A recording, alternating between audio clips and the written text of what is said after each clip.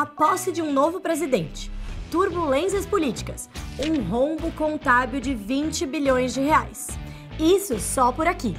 Lá fora, a gente ainda teve a reabertura da segunda maior economia do mundo depois de praticamente 3 anos com as suas fronteiras fechadas. E muito sobe e desce nos mercados internacionais. Gente, parece que a gente já viu um ano inteiro em janeiro, né? Mas calma, que a gente vai te contar tudo por aqui. E mais importante, como ficam os seus investimentos nesse cenário? O Onde Investir começa agora, trazendo a previsão das principais classes de investimento.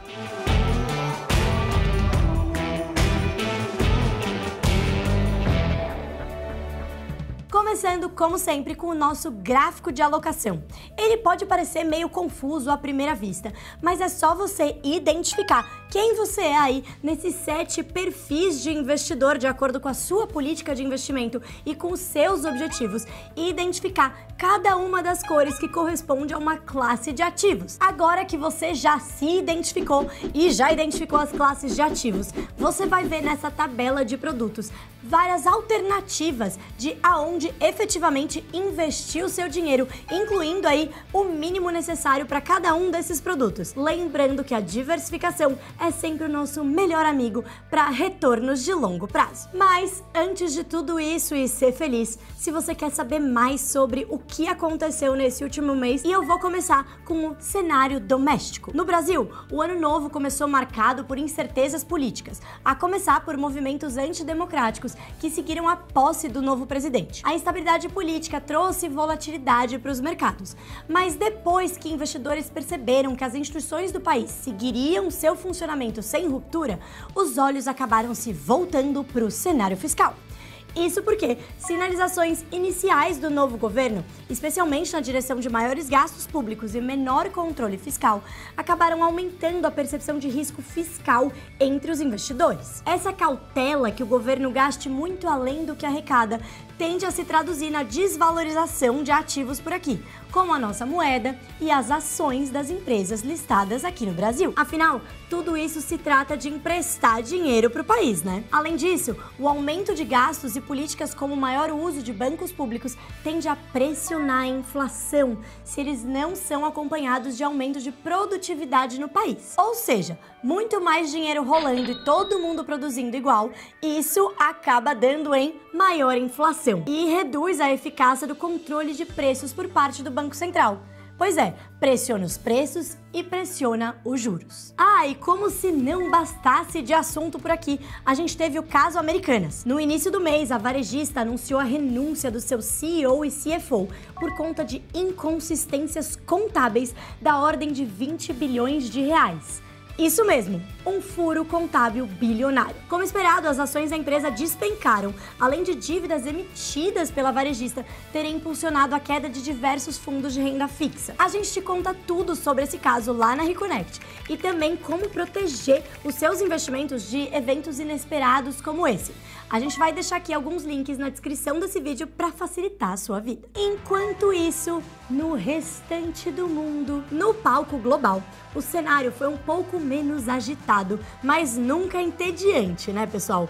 Investidores acompanharam ao longo desse mês com atenção toda e qualquer sinalização do Banco Central americano, o famoso Fed, sobre se chegou a hora de parar de subir os juros por lá, além de buscarem pistas sobre como as empresas estão se saindo nesse cenário de desaceleração econômica nos resultados corporativos que foram também divulgados ao longo de janeiro. Outro destaque do mês foi a reabertura da China.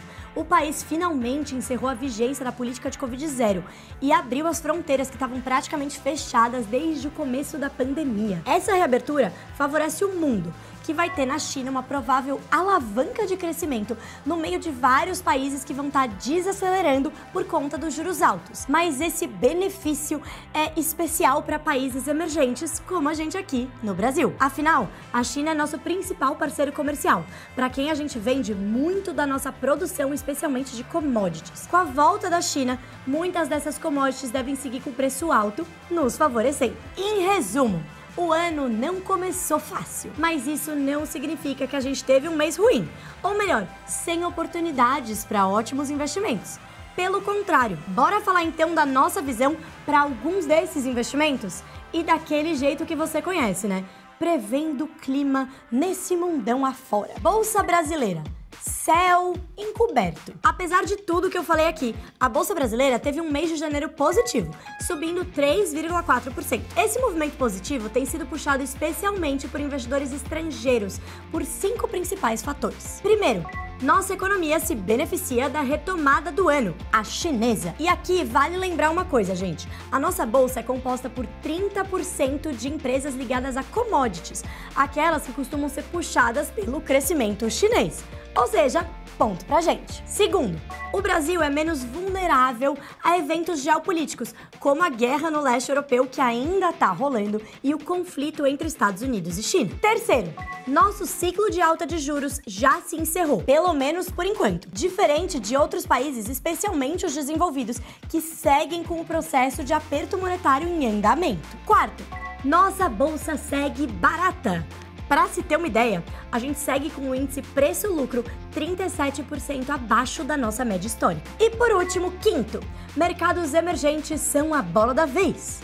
Os investidores buscam reduzir a exposição a Estados Unidos nesse ano, fugindo de uma potencial crise por lá e da bolsa que tá cara. Mas, como nem tudo são rosas, a gente sabe que investir por aqui tem risco, especialmente diante de todo o cenário fiscal incerto que eu comentei lá no começo. Assim, a gente recomenda posições defensivas para 2023 na Bolsa Brasileira. Empresas que tenham receita dolarizada, como exportadoras de commodities, assim como empresas sólidas e de qualidade e que estejam a um preço razoável. Do outro lado, a gente evita empresas com indicadores de valor alto no mercado, ou seja, aquelas caras. Isso porque, dado uma possível desaceleração no crescimento econômico, essas empresas podem sofrer uma revisão nos lucros esperados no futuro e, consequentemente, no seu valor justo da bolsa. Finalmente, também vale evitar empresas com maior exposição política, especialmente as estatais, nesse momento bastante incerto ainda. Renda fixa local.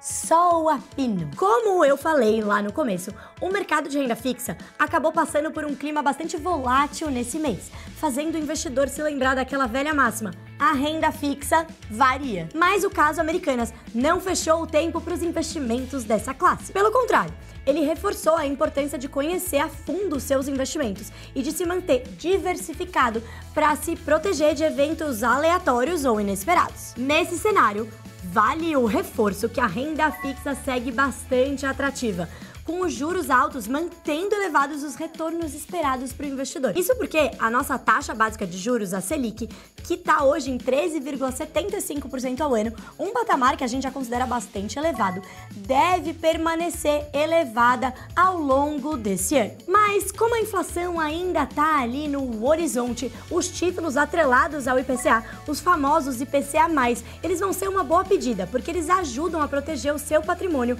dessa frente fria que ainda tá rolando, por eles acompanharem a alta de preços medida pelo IPCA. Já os títulos atrelados ao CDI ou à taxa Selic, eles vão continuar se beneficiando da taxa básica de juros alta, permitindo uma boa rentabilidade para sua reserva de emergência ou aquele caixa que você guarda para potenciais oportunidades. Mas vale lembrar de coordenar o prazo do seu investimento com o vencimento do título, se você for optar por títulos pré-fixados ou os atrelados à inflação. Isso porque esses títulos tendem a se mover ao longo do tempo até o seu vencimento.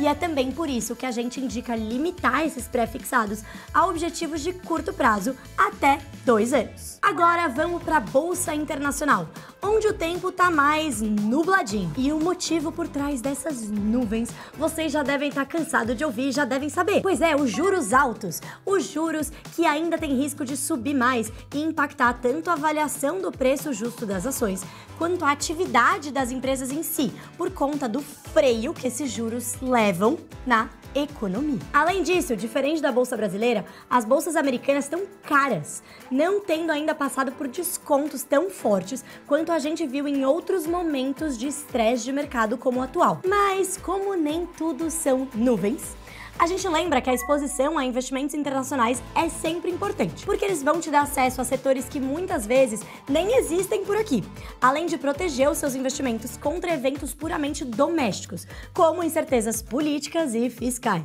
Além disso, se eles forem realizados em moeda estrangeira, como o dólar, que é considerado um porto seguro global, eles podem te ajudar a proteger a sua carteira em momentos de grande incerteza global. Por isso, a gente segue recomendando a exposição à renda variável internacional com diversificação entre países e com exposição à moeda estrangeira para aqueles investidores mais arrojados. Para isso, vale conferir a nossa carteira de ETFs, que vai te ajudar com essa exposição internacional bem diversificada. Por último, chegamos à renda fixa global, onde a previsão é de sol entre nuvens. Sabe, aqueles títulos da dívida de governos e empresas, só que lá na gringa. Essa classe tem se beneficiado do processo em curso de alta de juros no mundo, como a gente tem visto no Brasil. A previsão do sol entre nuvens também é explicada pelo aumento da incerteza sobre a performance da economia global, que tende a elevar o prêmio, ou seja, aquilo que as empresas oferecem em busca de financiamento. Afinal, quanto maior o risco, maior o retorno exigido. Mas esse tipo de investimento ainda requer muito cuidado, porque a gente sabe que o mercado de renda fixa, ele varia, não é mesmo? E as incertezas sobre o rumo dos juros no mundo seguem altas. Por fim, vale lembrar que esse tipo de investimento, quando feito via fundos de renda fixa global, podem ser feitos na modalidade com ou sem hedge. O hedge é a proteção da moeda. Isso significa que caso você escolha investir em renda fixa internacional sem o hedge, você vai estar exposto tanto às oscilações dos preços desses ativos de renda fixa internacional, quanto à oscilação do dólar em relação ao real. Nossa, gente, quanta coisa! A gente começou o ano com tudo, mas eu espero que você tenha curtido o conteúdo por aqui. Qual é a sua opinião sobre tudo isso?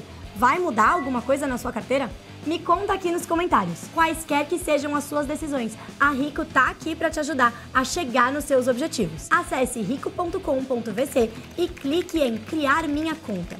O processo é completamente online e gratuito, além de ser super simples e rápido. E se você não quer esperar o próximo mês para mais recomendações de investimento, na Reconnect você tem acesso ao melhor conteúdo a qualquer hora.